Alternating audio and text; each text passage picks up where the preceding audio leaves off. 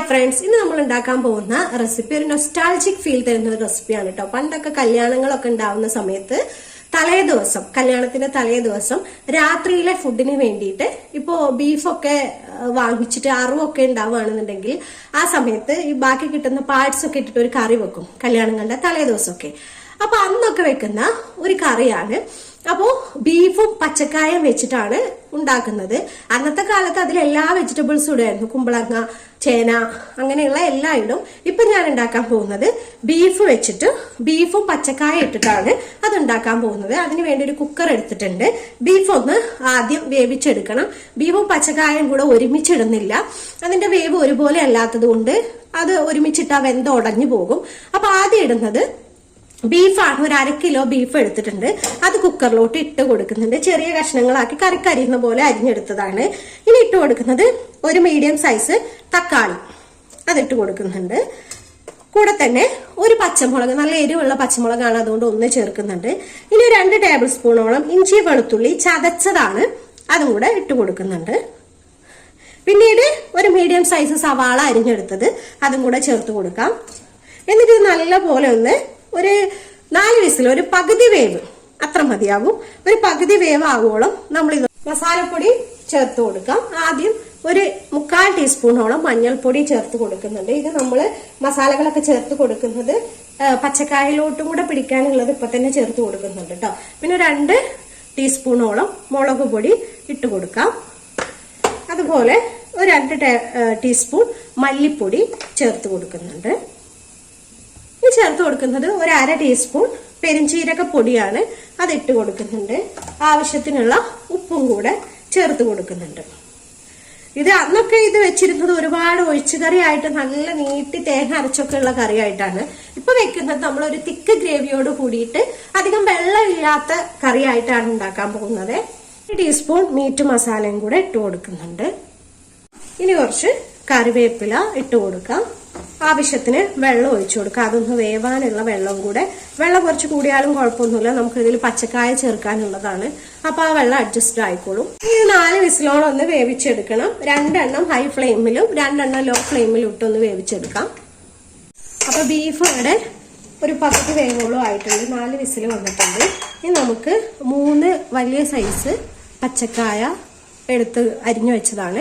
നമ്മുടെ ബീഫിന്റെ ഒക്കെ അതേപോലെ ആ ചെറിയ സൈസിൽ അരിഞ്ഞെടുത്തിട്ടുണ്ട്. ഇനി ഇതൊന്ന് ചേർത്ത് കൊടുക്കാം. അപ്പൊ ബീഫിൽ നല്ല പോലെ വെള്ളം ഉണ്ട്, അതുകൊണ്ട് ഇനി അഡീഷണൽ ആയിട്ട് വെള്ളം ഒന്നും ഒഴിച്ചു കൊടുക്കണ്ട. ഈ വെള്ളം തന്നെ മതിയാവും പച്ചക്കായ ഒന്ന് വെന്ത് വരാൻ വേണ്ടിയിട്ട്. ഇനി നമുക്കൊരു 3 വിസിൽ കൊടുക്കാം. അപ്പോഴേക്കും ഇത് കറക്റ്റായിട്ടൊന്ന് വെന്ത് വന്നോളും.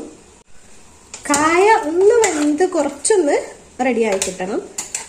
അപ്പൊ അതുകൊണ്ട് ആ ഒരു രീതിയിൽ വേണം വേവിച്ചെടുക്കാന്. ഇനി വെള്ളമൊന്നും ഒഴിച്ചു കൊടുക്കുന്നില്ല, ഇതിൽ ആവശ്യത്തിനുള്ള വെള്ളമുണ്ട്. ഉപ്പില്ലെങ്കിൽ അത് ചേർത്ത് കൊടുത്താൽ മാത്രം മതി. ഇനി ഒരു 3 വിസിൽ വരുന്നത് വരെ ഒന്ന് വേവിച്ചെടുക്കാം. ഒന്ന് ഹൈ ഫ്ലെയിമിലും 2 എണ്ണം ലോ ഫ്ലെയിമിലും ആക്കിയിട്ട് കൊടുക്കാം. അപ്പോൾ നമുക്ക് തുറന്നു നോക്കാം. പച്ചക്കായ ഇട്ടതിന് ശേഷം ഒരു 3 വിസിൽ വന്നിട്ടുണ്ട്. ഒന്ന് ഹൈ ഫ്ലെയിമിലും ബാക്കി 2 എണ്ണം ലോ ഫ്ലെയിമിലും ആക്കിയിട്ടാണ് വേവിച്ചെടുത്തിരിക്കുന്നത്. പിന്നെ നമുക്കൊന്ന് നോക്കാം. വെള്ളമൊക്കെ പാകത്തിനൊന്ന് പറ്റി നല്ല പോലെ ഒന്ന് വെന്ത് വന്നിട്ടുണ്ട് കേട്ടോ പച്ചക്കായൊക്കെ. ഇനി നമുക്കിതൊന്ന് താളിച്ചൊഴിക്കണം. ഗ്യാസിലോട്ടൊരു പാൻ വെച്ച് കൊടുത്തിട്ടുണ്ട്. അതിലോട്ട് ഇനി നമുക്ക് ഒരു 2-3 ടേബിൾ സ്പൂൺ വെളിച്ചെണ്ണ ഒഴിച്ചു കൊടുക്കാം. ചൂടായി വന്നിട്ടുണ്ട്. നമുക്കൊരു 5-8 ചെറിയുള്ളി അരിഞ്ഞെടുത്തതാണ് കേട്ടോ, അതും കൂടെ ഒന്ന് ചേർത്ത് കൊടുക്കുന്നുണ്ട്. വന്നിട്ട് കൊടുക്കാം. ചെറുള്ളി കൂടുതൽ ഇടുകയാണെങ്കിൽ അത്രയും ടേസ്റ്റ് ആയിരിക്കും കേട്ടോ. ഇനി അതൊന്ന് മൂത്ത് വരട്ടെ, അതുവരെ ഒന്ന് ഇളക്കി കൊടുക്കാം. ഉള്ളി ഒന്ന് മൂത്ത് വന്നിട്ടുണ്ട്. കുറച്ച് കറിവേപ്പില ചേർത്ത് കൊടുക്കുന്നുണ്ട്. ഇത്ര മൂത്ത് വന്നാൽ മതിയാവും കേട്ടോ. ഇനി നമുക്ക് വേവിച്ച് വെച്ചിരിക്കുന്ന ബീഫും കായയും കൂടെ ഇതിലോട്ട് ചേർത്ത് കൊടുക്കാം.